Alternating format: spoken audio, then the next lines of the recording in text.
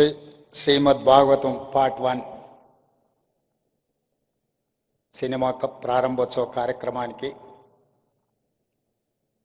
నాతో పాటు ముఖ్య అతిథులుగా శాసన మండలి చైర్మన్ పెద్దలు సుఖేందర్ రెడ్డి గారు, శాసనసభ అధ్యక్షులు గడ్డం ప్రసాద్ కుమార్ గారు,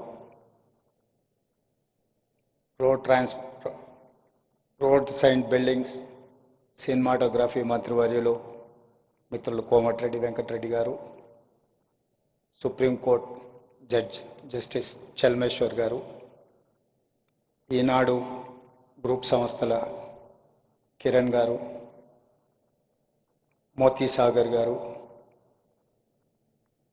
ఆకాష్ సాగర్, అదేవిధంగా ఇక్కడికి విచ్చేసిన సినీ ప్రముఖులకు, రామాయణం మహాభాగవతం అభిమానులందరికీ కూడా నా శుభాకాంక్షలు. రామోజీరావు గారు ఒక అద్భుతమైన రామోజీ ఫిలిం సిటీని ఇవ్వడం వల్ల ఈరోజు దేశానికి కాదు ప్రపంచానికి ఒక ఆదర్శంగా తీయబోయే Srimad Bhagavatam part 1 movie Ramoji film city ప్రాంగణంలో షూటింగ్ జరగడం అనేది తెలంగాణ రాష్ట్రానికే గర్వకారణం.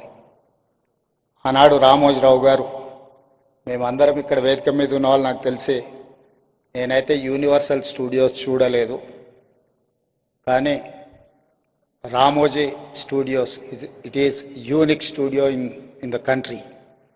Whoever wants to make an movie that may be historic, that may be socio fantasy, any movie if they wanted to shoot, this is the place.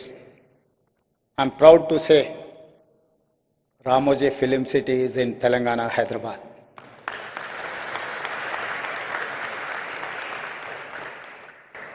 Ramayanam, Bhagavatam, Mahabharatam మన జీవితాలలో, మన సంస్కృతిలో, మన సాంప్రదాయంలో భాగం. ఈరోజు తరం మారుతున్న సందర్భంగా ఇలాంటి గొప్ప దృశ్య కావ్యాన్ని తీసి తిరిగి ప్రజలలో ఒక గొప్ప ప్రేరణ,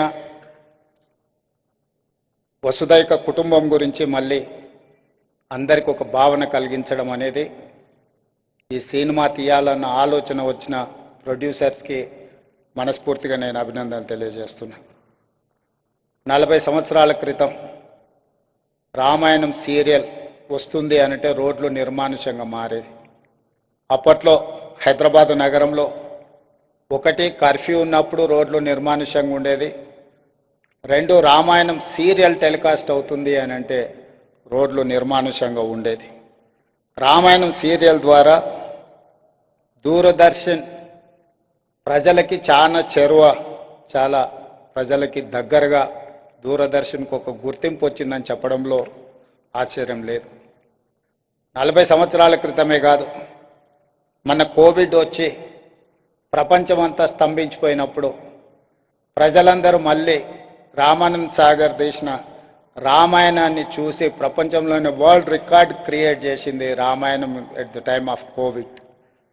అట్లాంటి కుటుంబం నుంచి 3వ తరం రామానంద్ సాగర్, మోతీ సాగర్, ఈరోజు ఆకాష్ సాగర్ ఈ మూవీ తీయడానికి ముందుకు వచ్చి ఒక అద్భుతమైన దృశ్యకావ్యాన్ని తీస్తున్నందుకు వారిని అభినందిస్తున్నాను.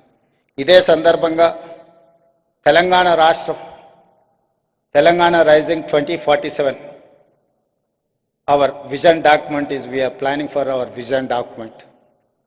We have 1 chapter in film industry.